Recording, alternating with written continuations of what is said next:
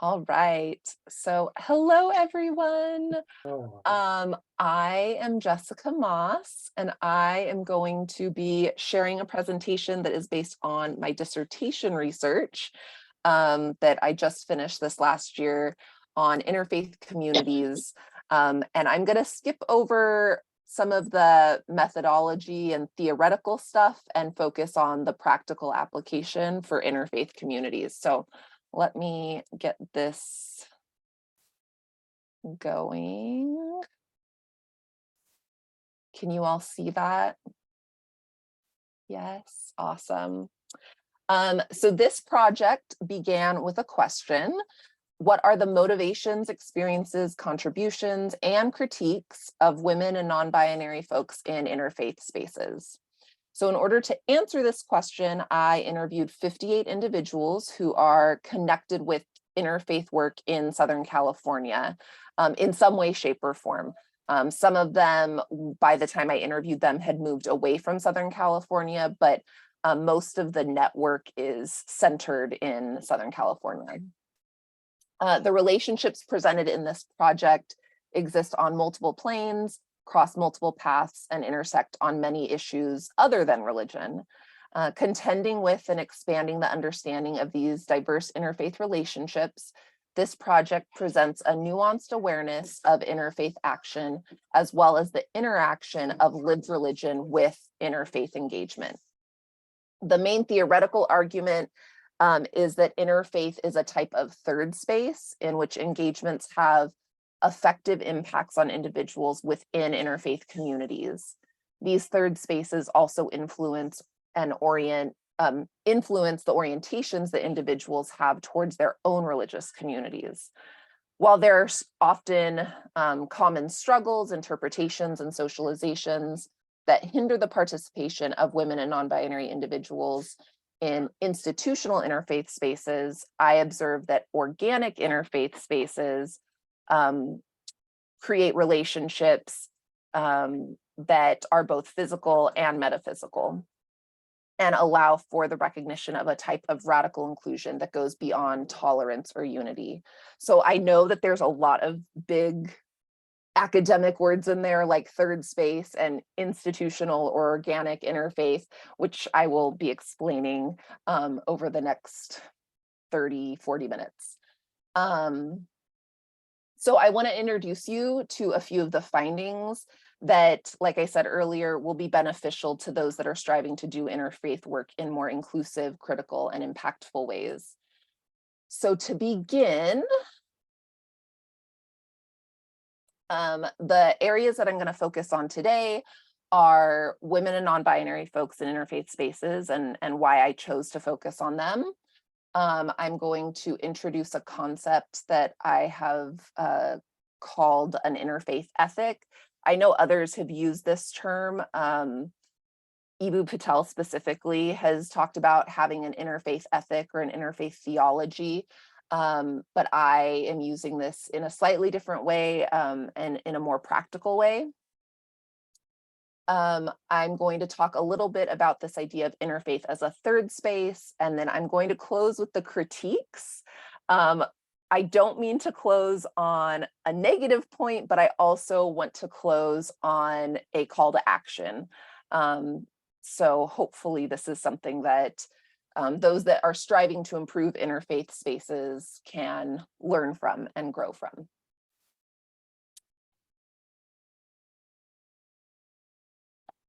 So one of my participants, and by the way, all of the quotes that I use today, if they are from my participants, they're all pseudonyms.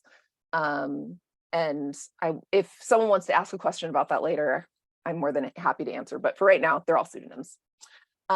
So Teresa said, I really feel a female presence is so necessary in interfaith spaces. And as I went through these 58 interviews, responding to this question, why is that the case? Why is a female presence necessary? These are just three. There are many reasons, but these are just three. Number one, because invisibility is not a natural state for anyone. Now, this is not from my participants. This is actually from Moraga and Anzaldúa in their book, This Bridge Called My Back. But that is a theme that I think ran through a lot of the interviews, that a lot of these women, and especially the non-binary individuals that I interviewed, in some cases do feel invisible in some of these spaces, or feel overlooked, or feel silenced, don't feel that they have a full spot at a table. The other reason is because, as Amy says, all of our voices count, not just men's voices, not just the loudest, not just the most theologically conservative. And not finally, but for now, the third reason, women's presence is necessary because they have been excluded from religious leadership. And often interfaith spaces are a reflection of religious institutions. And so if you have male leadership in religious institutions, that translates to male leadership in interfaith spaces. So as we look at what women contribute to interfaith spaces, this is where this concept of an interfaith ethic came to play. So when these women and non-binary individuals choose to enter interfaith spaces, they do so because they hold what I call an interfaith ethic. And this consists of a characteristic of being curious, of being authentic, and striving to be hospitable, or holding hospitality as a core value. And so I'm going to share some of the quotes that each of these, or that highlights each of these characteristics. So this is just 5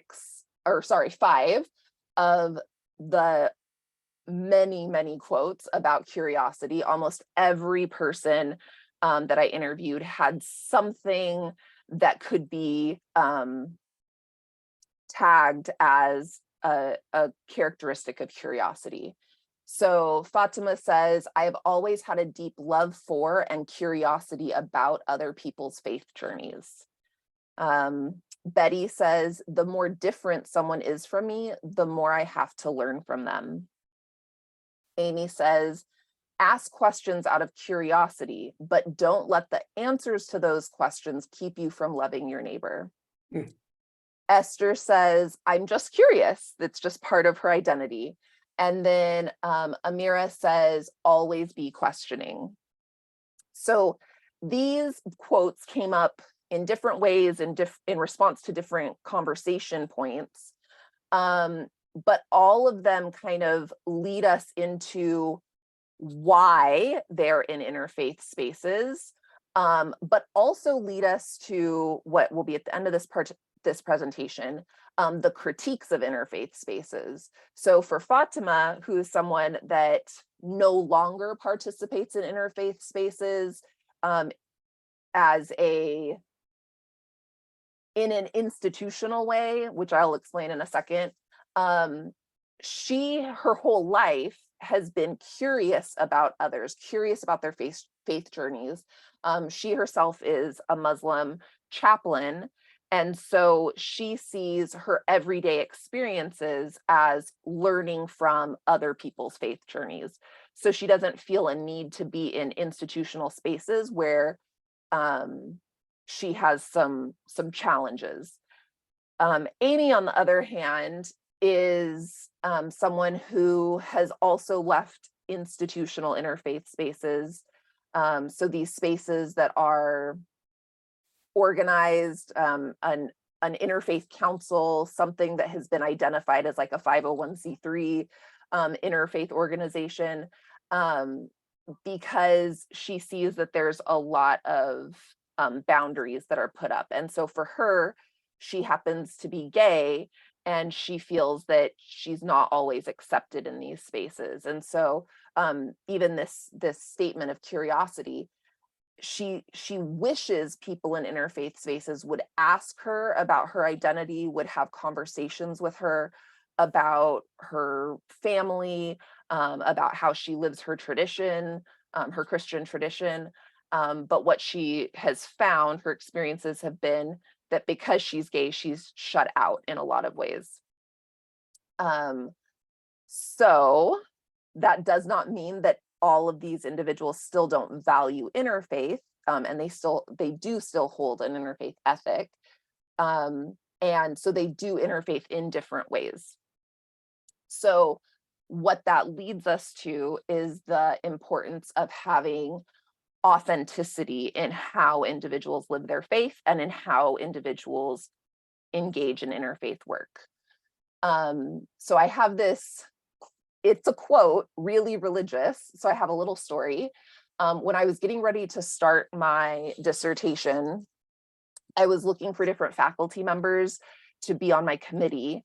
And one of the women that I identified had done, she taught a class about religion in public institutions, specifically in schools. And she had done work with Mother Teresa. She had like followed Mother Teresa for like 3 months doing some kind of a research project. And so I was like, oh my gosh, Mother Teresa, everyone in Interfaith loves her. Like, this seems like a perfect fit. So I went and I said, this is my project. This is my research question. And she flat out told me, do not do that project. No one cares about interfaith. The only people that do interfaith are the people that are not really religious. And I was like blown away, and I just kind of like smiled and nodded, and I was like, oh, that's interesting, because all the people I know are really religious. But you have your opinion and you're entitled to that. So I walked away. She obviously was not on my committee. But it kind of, in some of the interviews, it did come up. And I kind of just would like offhandedly say, like, so what do you think about this statement that people that do interfaith aren't really religious? And there were, everyone had an opinion about it. Everyone felt that it was false. However, most also understood kind of the nuance of this idea of being really religious. If you're creating a definition of really religious based on orthodoxy and orthopraxy, then yes, maybe some people that do interfaith aren't quote unquote really religious. But all of the people that I know that were in this project have spirituality practices, have religious identities. If they don't have religious identities, a few people that I interviewed identified as humanist, atheist, agnostic. But they still had strong ethical, moral convictions, and they still understood religion as being important, which is why they engaged in interfaith space. So what I have here is another quote from Leslie. The purpose of interfaith is not to judge people solely by their faith, but as you meet people from various faiths, you realize that not everyone is the same, even within a faith. And so this is a really important point about authenticity, that when we're in interfaith spaces, no one should be forced to fit a box of what we assume X religion is. And the other powerful thing about this quote is that Leslie actually identifies as atheist. And so for her, interfaith has broadened her appreciation and understanding of religion, recognizing that whatever stereotypes she's held about different religious traditions, when she's in interfaith spaces, she sees the variety of ways that people practice a given religion, and she can then correct her misconceptions, correct the stereotypes that she's been given. All right. And then the last piece of an interfaith ethic is the idea of hospitality. So hospitality, actually, I mentioned Eboo Patel earlier from Interfaith America. He actually, in one of their programs, they actually have two documents about shared values, shared religious values. One of them is on service and the other is on hospitality. So this idea that hospitality is core to religious observant religious values is not a new idea.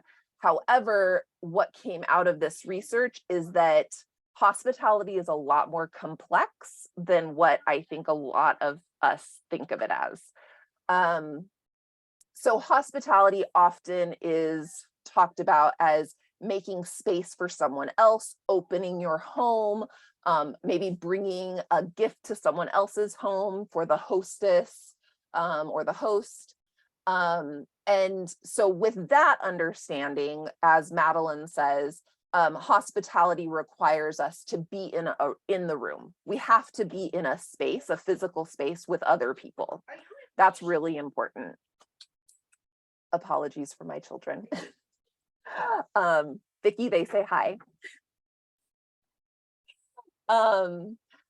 But it's not only about inviting other people into your home or into your space, into your religious space, but it's also allowing others to have an impact on that space.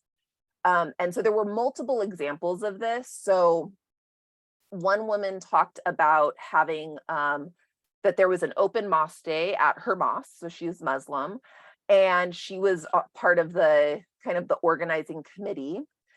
And so she had gotten there early, and she was kind of setting a few things up, and two people walked in that she recognized as not being Muslim. After engaging with them, realized, yes, in fact, they were not Muslim, and that they were there for this open house, this open mosque day. And they immediately asked her what they could do to help. And so she said, nothing, you're our guests. She was being a good hostess. You just sit and wait. And when the program starts, we are happy to have you here. And they refused. They said, no, we are going to help. And they kind of pushed past her, grabbed a bunch of chairs and started setting up chairs. And as she was telling this story, she started to cry.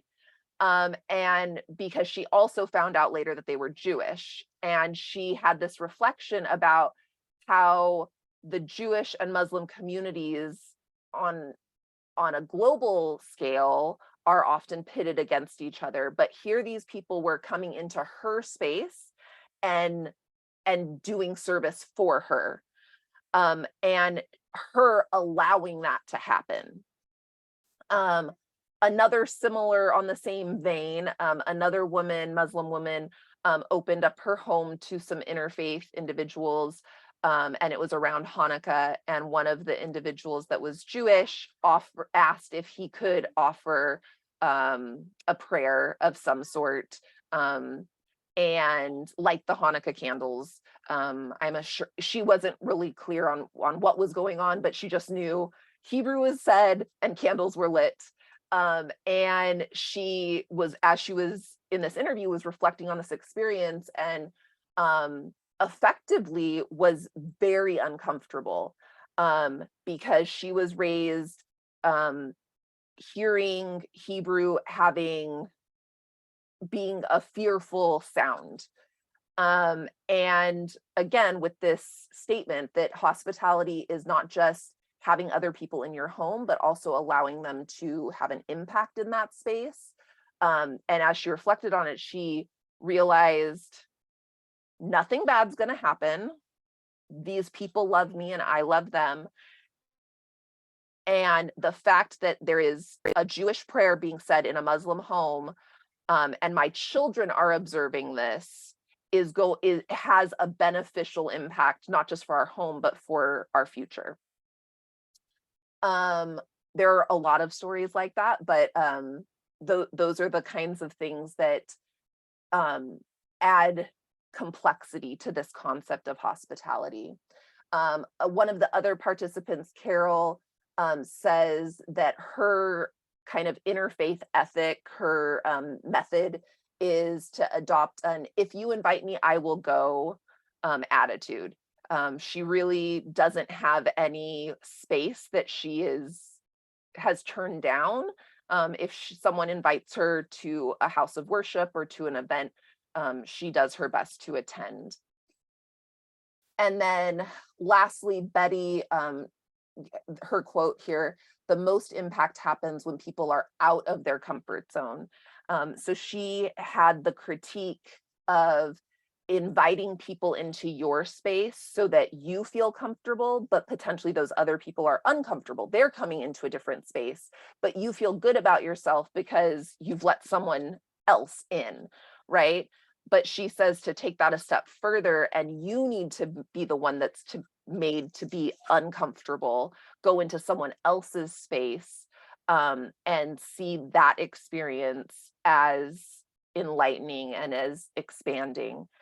So the example she gave for this is when she was in college, she was raised Christian, and there was a class where she went to a Krishna center, and there was some chanting going on, and all of the other students in her class were kind of standing in the back just observing, and she said, I think I want to try this. And so she sat down and she did her best to follow along, and she had her eyes closed and she was swaying and she was going through all of the motions.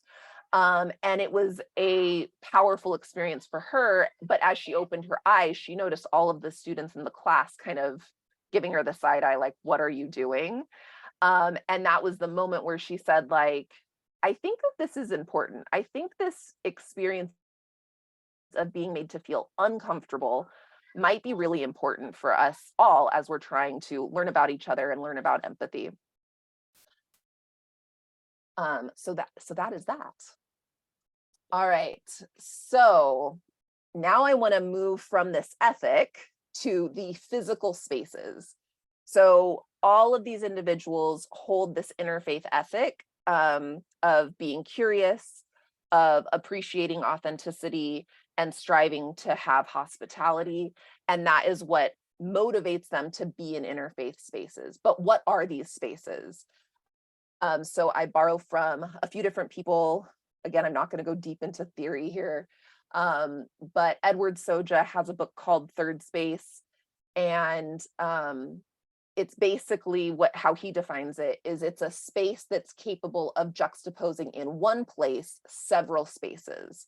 And for me, that's what interfaith is. In one physical location, you're juxtaposing multiple religious traditions. In one single space, you're pulling together people that the rest of the world says shouldn't get along. So with that, I've broken interfaith spaces into 3 categories. And I've mentioned these, so now you're gonna, like, hopefully everything's starting to make sense.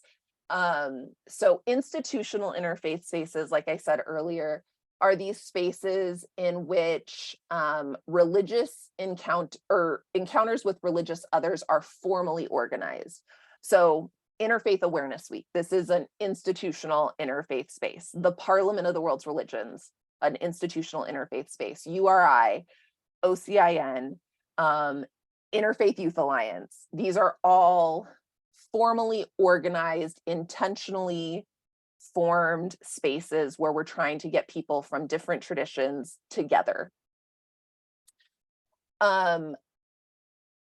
Intentional interfaith spaces can kind of fit under the umbrella of institutional, but they're slightly different. And this was something, again, towards the end of this project, I realized I had to pull out as separate because institutional spaces are typically either formed by just community members that see a need and want to start interfaith engagement, interfaith dialogue, or maybe a few different religious leaders, specifically like a Muslim, Christian, and Jewish leader, see a need in their community and say, hey, let's get together and try to address this.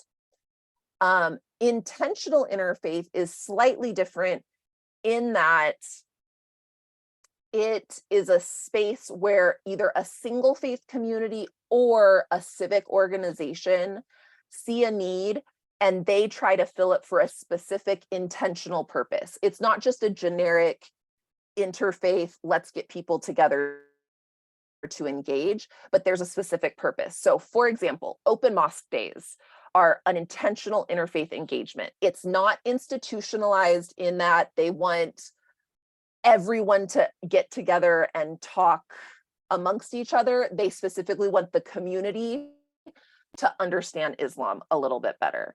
After 9/11, Orange County Human Relations Commission started this program called Living Room Dialogues. It was not meant to be an ongoing project or an ongoing program. It was literally for the intentional purpose of addressing the needs of religious communities post 9/11. From the Mormon community, having open houses to their temples. Again, they want everyone there. It doesn't matter what faith tradition they are, but it's not so that the various faith traditions engage. It's so those various faith traditions understand something more about Mormonism. So they're intentionally doing a specific thing for a specific purpose for a specific point in time. And then lastly, we have organic interfaith spaces. So these are spaces, in my dissertation, I say it's cars, it's parking lots, it's yogurt shops, it's coffee dates, it's dinner dates, it's family Thanksgiving dinner, it's phone calls, it's the internet. These spaces are literally anywhere and everywhere. But they are formed when religiously diverse individuals encounter one another in everyday spaces. It is the story of one of the women after the election of Donald Trump. Her son no longer wanted to identify as a Muslim, and she was very upset about it. She was visibly upset as she was fulfilling her role as a parent volunteer at her children's school. Another parent walked up to her and said, "Are you okay?" And she said, "No, I'm really not." Explained why she was so upset. And that parent said, "Hey, guess what? My wife's a rabbi. Maybe you should talk to her." And so this organic relationship formed. It's people at school. So like I said, that's a school example, or PTA meetings. It's when individuals come together and are curious about each other, they're exercising that interfaith ethic. But it's not just going to work and saying like, "Oh, hey, I happen to know that my coworker's Hindu," but it's actually engaging in a conversation to understand your coworker better and for your coworker to understand you better. So hopefully that all makes sense. All right. So critiques. We're almost done. And I hope that these, I will present these in a way that is accurate to my 58 participants, and I present them in a way that is beneficial to the future of interfaith. There were a lot of critiques. I've kind of woven some of them in throughout this presentation already, but most of the critiques fell under these three main categories. One is frustration with leadership, that is religious leadership as well as interfaith leadership. The second is the frustration that a lot of, and I need to caveat this, most of these critiques, almost all of these critiques, are specifically levied against institutional interfaith. Most of the people don't have a problem with intentional interfaith and are very excited and happy and grateful for the organic interfaith relationships that they have. These are all critiques that are mostly levied at institutional spaces. So the second one is the critique that institutional interfaith typically favors comfort over change, over improvement, over innovation. And then the last one is that a lot of institutional interfaith spaces and organizations care more about the idea of unity rather than inclusion. And this one requires a lot of depth. And so I probably won't be able to do it justice here, but I'm more than happy to continue conversations about it. So the first critique about leadership, there were a lot of comments, like a lot, but this one is probably my favorite one. If I could somehow boil this down to be the future title of the book that comes out of this dissertation, I would. So if you all want to read this and give me some ideas, I'd be grateful. So this is from Zaha. She is a Muslim participant who is very active in the Muslim community. She is extremely articulate and educated. She does a lot of academic work in the Muslim community. So she says, we don't want to wait for leaders to do something. I'm available. Are you available? Let's talk. Why do I need to go to my leader and you go to your leader? Let's talk and build relationships and understand how you practice your faith and how I practice mine. Leaders will have a beautiful conference. They talk, they eat, they agree, and they go home. What's next? We'll see you next year. Yes, alhamdulillah, God bless. So instead of waiting on our leaders to do something, I respect my leaders, but I'm gonna do it on my own. Through the years, my leaders didn't do anything except for, this is my favorite part, meeting and meeting and meeting. God bless you for all the meetings, but we still have problems in the community because you never engage your congregations. This is probably, I think almost every person that I interviewed, if they all read this, I think everyone would say yes. At least from my perspective as someone that is in a religious community and does interfaith work, I say yes. The bureaucracy really weighs people down. And what I said at the beginning, the bureaucracy within institutional religious organizations often translates and is replicated in institutional interfaith organizations. The next critique is that people care a lot more about comfort over change, or like I said, innovation, a willingness to hear how people are struggling. This came out a lot, like I said, with the few participants that identify as part of the LGBTQ community who felt like there wasn't a space for them in interfaith. This comes from some of the Muslim members of the Muslim community who feel like the comfort of Jewish participants overrides their discomfort as Muslim participants. And so for this section, while there was a lot that I could have pulled for quotes, a lot of them were really long and required a lot of context. So I pulled this quote instead. It's from the book, The Faith Club, if anyone's read it. It's three women right after 9/11 that formed an organic interfaith group, a Muslim, Jew, and Christian, to talk about religion. And they came up against this issue of how are we going to remain in our comfortable space and not engage the elephant in the room? And so for specifically the Muslim and the Jewish participant, the Israeli-Palestine conflict was that elephant. For the Jewish and Christian participants, the idea of the rhetoric of Jews killing Jesus was part of that elephant in the room. And so this quote, I think, is appropriate. People believe that we need to maintain comfort at all costs. But what these women found is sometimes it's better to talk about what may be offensive or what seems to be offensive or is assumed to be offensive, because in the end, people are better off for it. If we come to the table and just lay all of our cards down and just understand that we're all trying to understand, that doesn't mean that there's not going to be hurt feelings. But what I see over the last 12 years of doing interfaith in Orange County is there's already hurt feelings. People are already being offended. People are already leaving because no one's willing to talk. So we might as well lean into it and get out of our comfort zones and hope that in the end, we will be better off for it.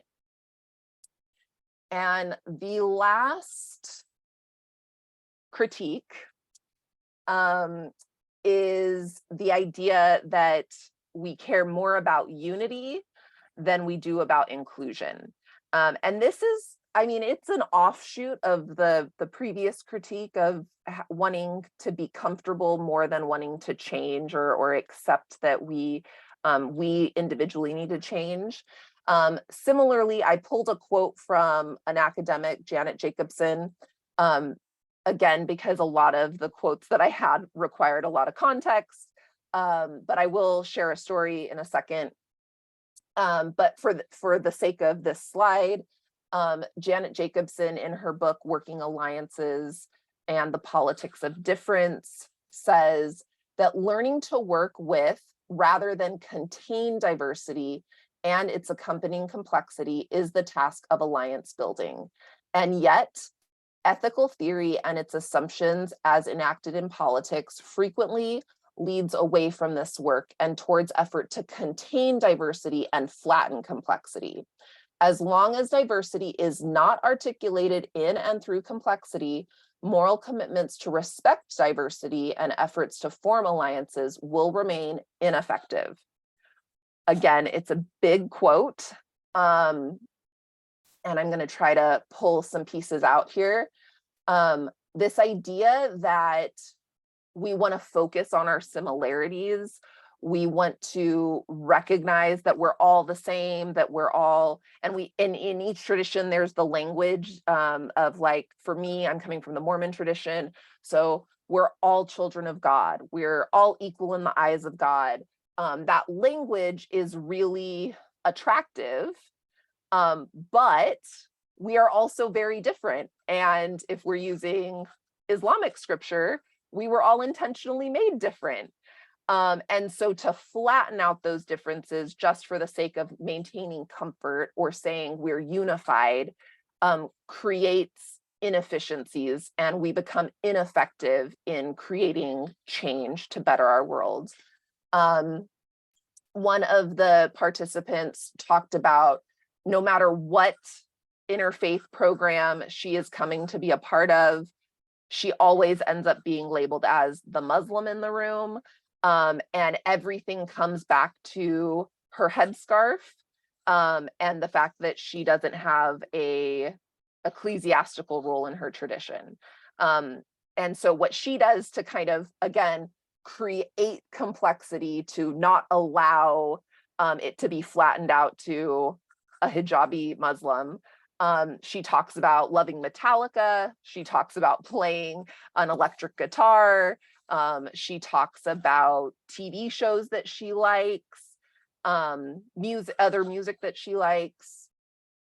And while that in and of itself seems like kind of a superficial example, when it comes to harder things like where you stand on LGBTQ rights, or where you stand on your, not where you stand, but your willingness to talk about racial injustice, or how you think we should deal with the homelessness crisis.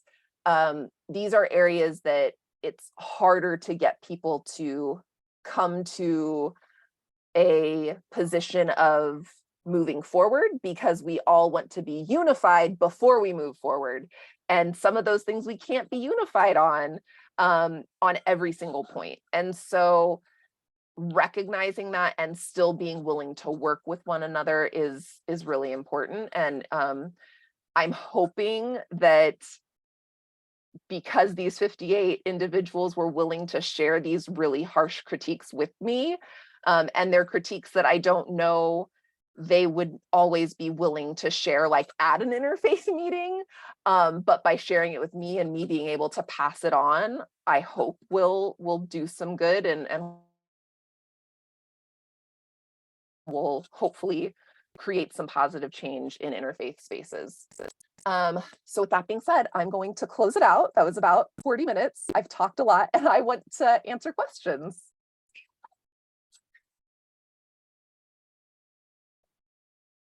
Boy, that's a lot of work, lady. Yeah, I'm just, oh, I'm so glad I came to this. You brought up so many truly amazing points. And this last one, I was reading that, not quite understanding that last quote, but you explained it so well about, sometimes we do just look at the similarities because we want to get along, we don't really go that next step. And the interesting thing is, our Poly Interfaith team, at the end of each business meeting, we have what we call, like you said, conversations. Steve and I have been in living room conversations, but our interfaith group picked like different topics from that whole living room conversation list, so that we could talk as an interfaith group about them. And some of them, one was faith in the LGBTQ community. The other was, money and values, free speech, death and culture. I mean, and yet, thinking about what you were saying, we all were very respectful of each other's opinions, and every opinions were given, obviously, but nobody confronted anybody. And I don't know if it was because we didn't want to step on somebody's toes, or everyone agreed, probably not. Or we were just let's just listen to what you have to say, and not much discussion other than people's opinions. So I don't know if we need to take that to the next step, and I'm not sure how we would do that, because I know when it comes to the LGBTQ group, there's a lot of people in well, I don't say a lot, few anyway, that I'm aware of, are not so comfortable with that. Mm-hmm. And maybe even in their faith communities, they don't really recognize them. And so don't think they said anything, it's just interesting. Maybe we're just at that step where we're moving forward to be a little more open and bring down that elephant in the room and really talk about it. So I just wanted to share that with you. Just thank you. Happening with us. So it's true. Like I personally, like on a purely practical level, don't see the institutional interfaith spaces being really able to tackle those harder questions just yet. But the organic spaces are, and those organic spaces are created because relationships are made in the institutional spaces. So actually, one of the women I interviewed, who's Muslim, and part of our interview actually took place in a car in a parking lot. And she made some comments about her acceptance of the LGBTQ community, and very quickly said, but I could never say that in a mosque or in an interfaith space. I can only say what I just said in a car, in a parking lot, to a friend. Well, and just thinking back on that particular conversation, we had a gal, sweet lady, I'm not going to say what faith she is, but she says, my faith community does not recognize LGBTQ. She says, however, I have a son or I have a nephew that is gay or queer, and she loves him desperately, and she is so she's so open. She says, I don't go along with my faith views because I know and love somebody on the first step, basically. So I think that what we probably are finding in many of the, like you said, in the different faiths, that even though the faith has that institutional believe this, people in that faith have a whole different viewpoints on all that.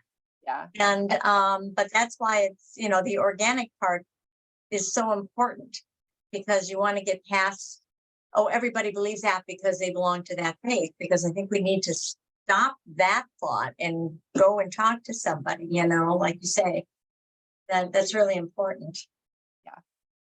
Yeah, one of the first, when we got involved with Interfaith, one of the first seminars, a set of PowerPoint slides that we would go around the city and do for people was called How Not to Offend.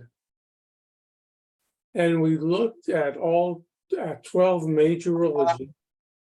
And if you were going into their religious space, whatever it would be, what do you need to know to avoid offending them?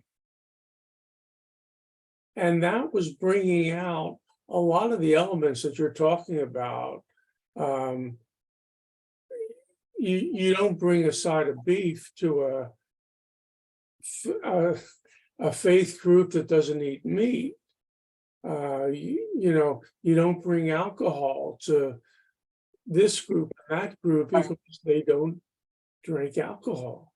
But until you know these things, how, you're going to stumble all over yourself trying to fit in. And obviously we all agree that discussion is what it's all about.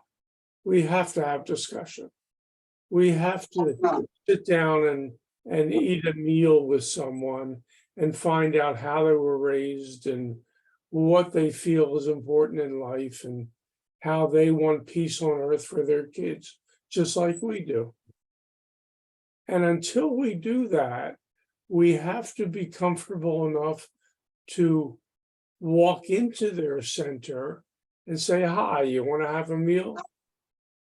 So before we do that, we've got to know what might offend them if we walk into wearing a particular faith emblem around our neck, and this group doesn't accept other faith emblems. I'm just playing with the variety, but we need to be able to know what offends people. Like Abigail said, here's this We'll call her Ruth Ann. Ruth, I love Ruth Ann. from Don't say her face, Steve. from the Mormon group who Too bad. I could We're assume. trying not to say that face, Steve. It doesn't matter. We're in friendly territory. Okay. The idea that her faith doesn't accept it doesn't negate the fact that this is her nephew. Yeah. This is family, and she loves them.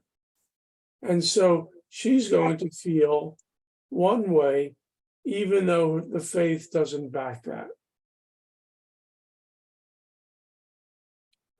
I talk too much. No, not at all. I talked a lot, so I'm grateful for the break. Okay, I'm going to just change a little bit of, not the subject, but just an idea that popped into my head when you were talking about institutional versus organic versus, what was the? Intentional. Yes. I'm thinking that the experience Steve and I had once was both institutional and intentional, because, and in a way it might even gone into organic, because we were invited. I remember some years ago, Pacifica Institute would invite non-Muslims to partake in a Ramadan dinner. And one of the dinners was at their place, but another 2 times we were invited into the home of a family. So it was institutionalized. The institution declared to do this. The families invited the people. So when we got there, we were sitting at the table, eating and laughing and talking. So it became very organic and friendly and comfortable. And it was just delightful. We just absolutely loved it.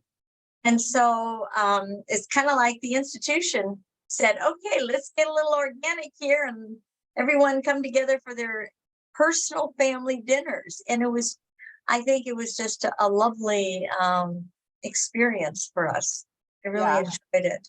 And that's one of the things, I mean, nothing ever perfectly fits into our categories, right? There's always going to be a little bit of mesh. overlap. Yeah.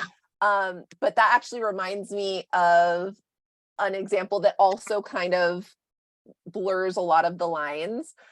There was an organization, I'm not going to name the organization on a recorded Zoom, but it was a mostly Christian, evangelical Christian organization that created an opportunity with Muslim communities to have, during Christmas, the Christian community invited Muslim families into their home, and during Ramadan, the Muslim families invited Christians into the home. And because I was in the same area, I was doing interfaith work, I found out about this organization and I started to participate.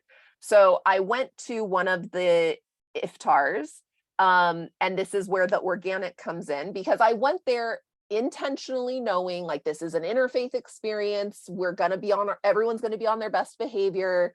But at the time I just had a baby and I was having a hard time nursing him. And the mother, the hostess of this, happened to be a NICU nurse. oh, wonderful. And she was like, come into the back room with me. We're going to have a whole conversation on motherhood and nursing. And I'm going to give you a plan. And here's my number. And you call me any time of day. And she literally got me through like for months after that. Oh, wonderful. So again, that religion, these relationships extend beyond religion, right? They're part of our entire lives. Mhm. However, this organization, the organization that kind of organized this, had a very specific purpose that was later made clear, of proselytizing Muslims. And so when they found out that I was participating as a Mormon, I was disinvited because in no uncertain terms, they didn't want my kind of Christianity to impede on their kind of Christianity. And so again, this is a conversation that I've had in different spaces, one-on-one. It has not been a big conversation in any kind of institutional way, but it is something in my dissertation. I do talk about the proselytizing side of some traditions and how that impacts interfaith spaces. And it's one of the elephants in the room that we don't talk about, but I think we need to talk about. Truly, that's sad. Yeah. Yeah, you've touched on another area that we feel so strongly about, that interfaith isn't the problem, it's intrafaith. Intrafaith. And there are more people in Christianity who do not like other Christians because they celebrate Christianity differently than they do. And when you think about that, there's 42,000 different Christian groups in the world. Certainly there's going to be differences. But if you go to the basic premise of love and, what Jesus taught, then how could you look at another Christian as wrong? And that to me has always been with Jesus saying, look at the log in your own eye before you start, saying this other person's got this bad and that bad, and they don't do this right and they don't do that right. Your log might have created the mote in their eye. Well, we have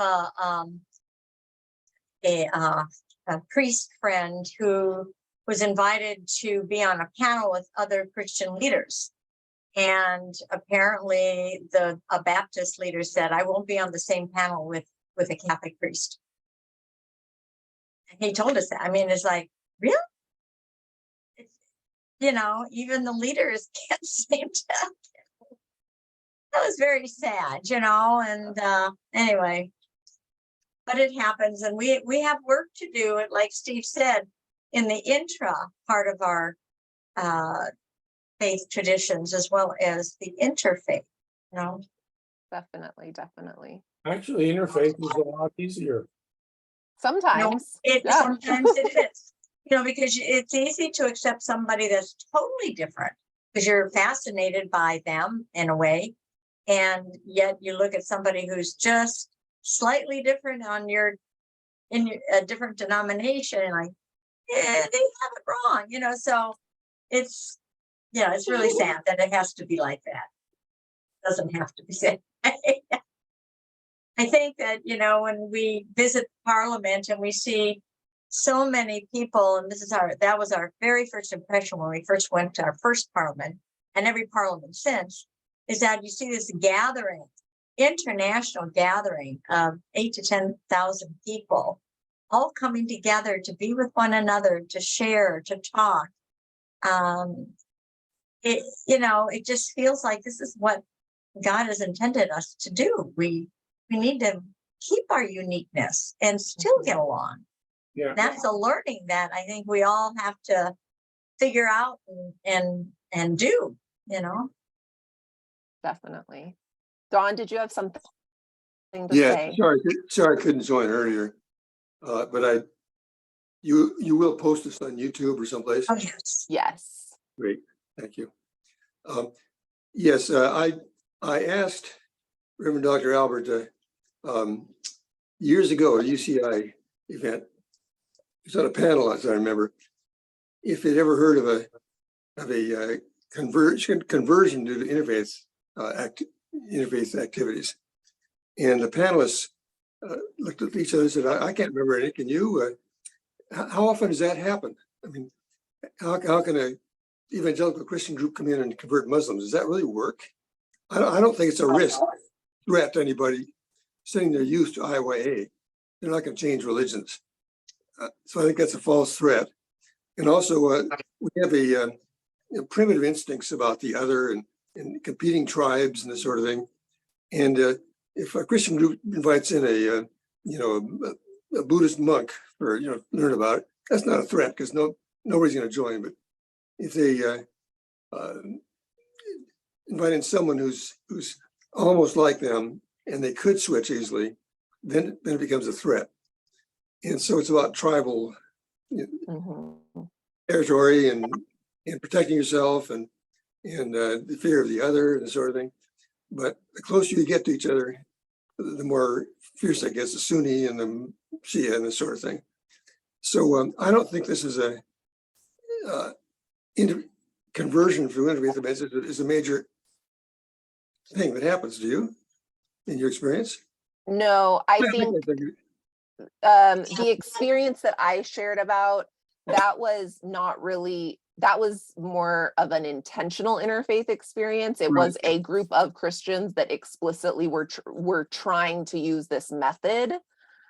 But in institutional interfaith spaces, that's not, I don't know, like of the 58 people I interviewed, none of them, for the handful of them that have converted from one tradition to another, it happened either before they engaged in interfaith or even while they were in interfaith, but it was because of some other experience or family issue. Like interfaith was not the thing that caused them to change religions. If anything, interfaith is the thing that helps people maintain their religion and become stronger in their faith.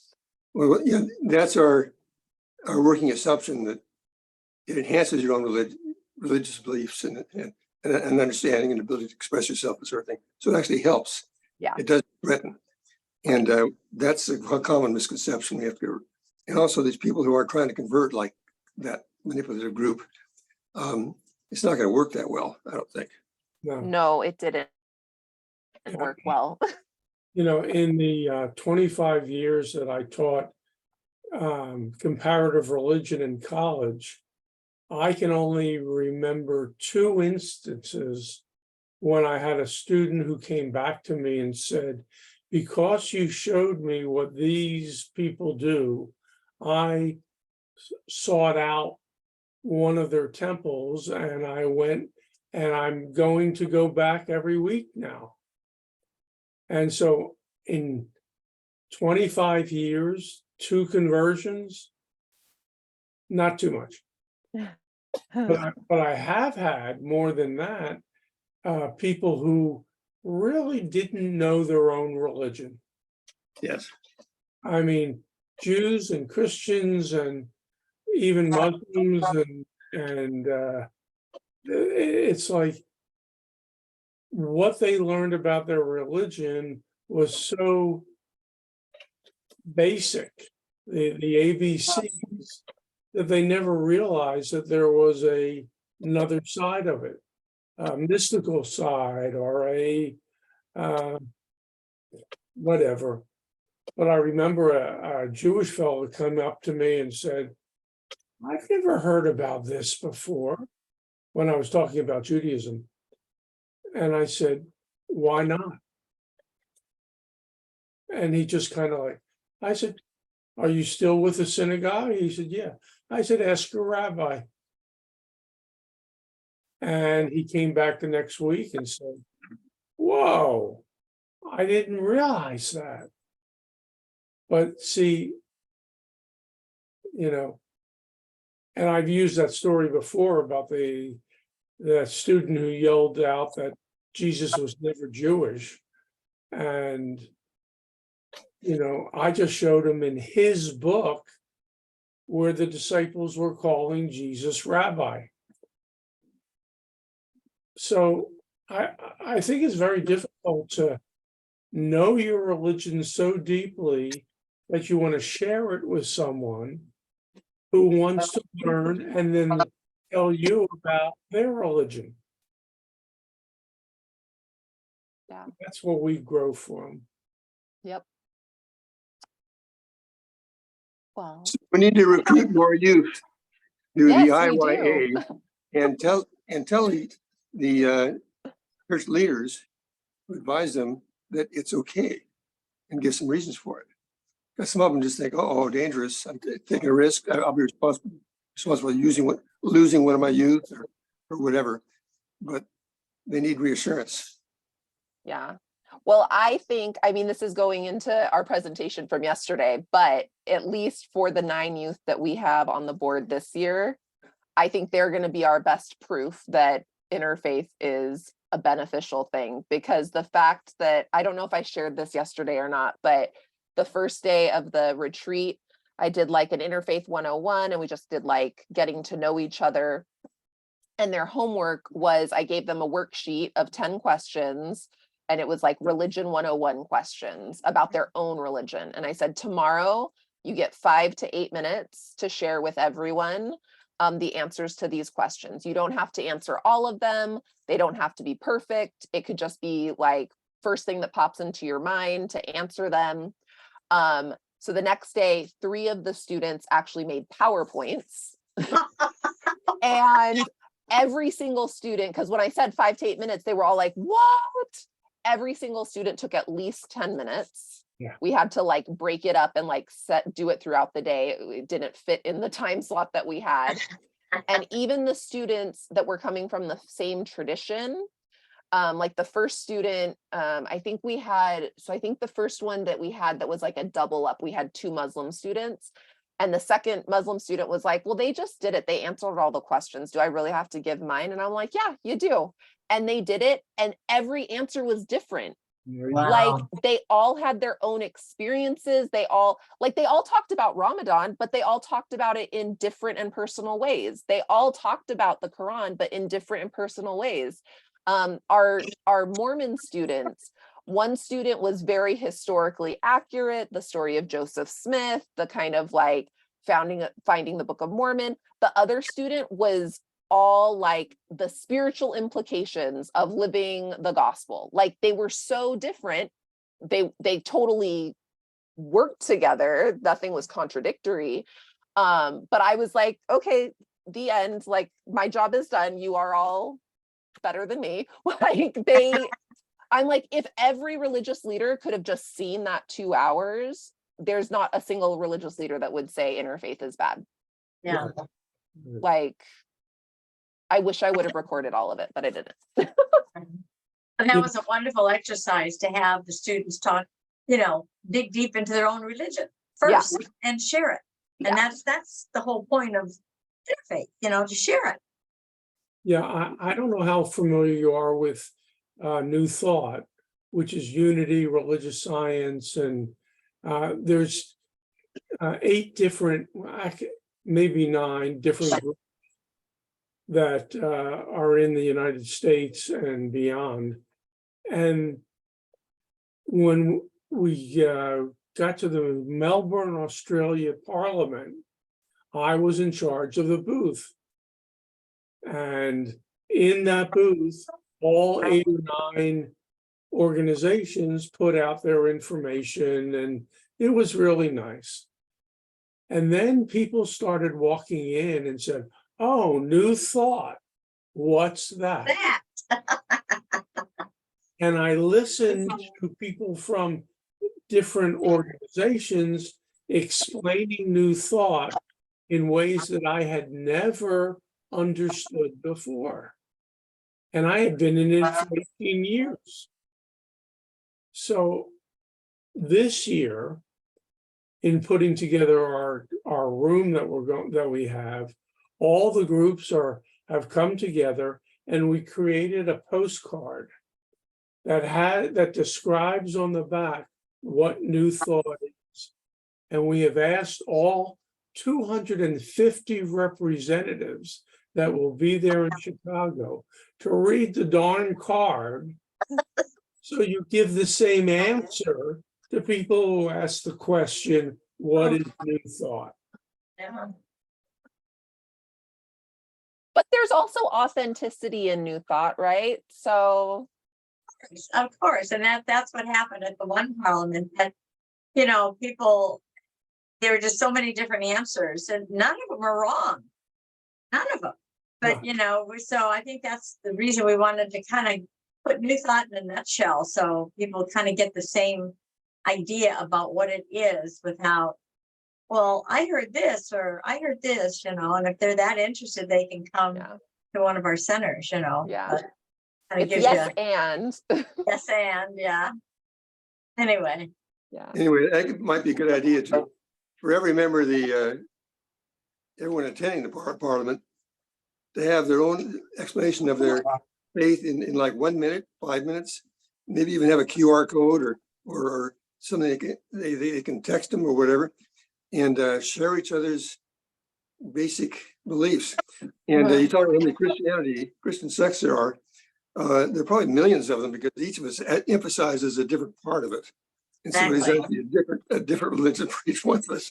Well, one of my favorite things is like one of my favorite, I guess, not philosophy. Yeah, I guess it's a philosophy. Like in Judaism, you ask 10 Jews how to be a Jew and you'll get 12 answers, right? Like that's something that I think is really special and unique, because our religions are personal.